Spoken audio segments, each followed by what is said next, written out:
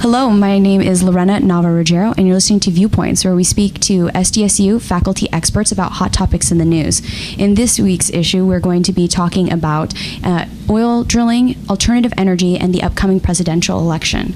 Today with us, we have Eric Frost, geology professor and co-director of the master's degree program in Homeland Security, David Laram, lecturer in the International Security and Conflict Resolution program and in Asia Pacific Studies.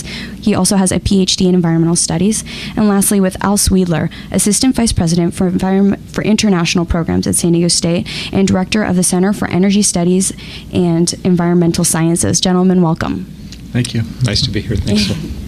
Great. Well, I think obviously we both had both of the Republican National Convention and the Democratic National Convention just this past couple of weeks. And so I think it would be best to start off in terms of what their platforms are. So David, you're the most familiar with that, although I'm sure we all are. What were the two platforms that the candidates are espousing at this time?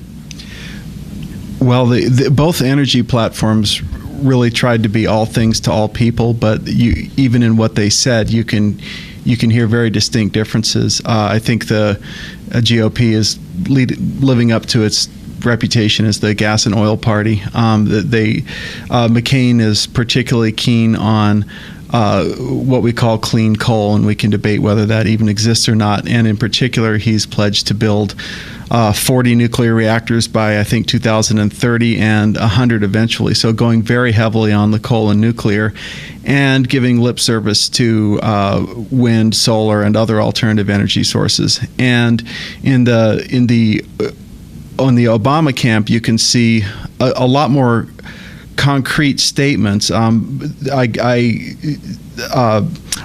has responded to the 2008 science debate questions that have been put out there, and McCain has yet to do so. So he has a very compact response, and also echoed a lot of that in his acceptance speech. And Obama has pledged $150 billion over the next 10 years for alternative energy development, and sort of in the inverse of what McCain has done, he sort of he does give lip service in this case to clean coal and nuclear, and pushes that sort of towards the back of his platform, and to the front he brings alternative energies such as solar and wind and sort of the more, I guess you would call them, greenish ones.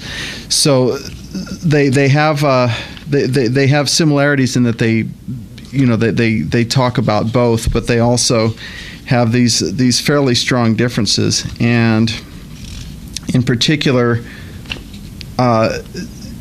Obama comes forth and saying, for instance, there can no longer be any doubt that human activities are influencing the global climate, and he pledges an international involvement on the climate change field as well. And McCain doesn't really address the international issues very strongly, sort of all American energy independence.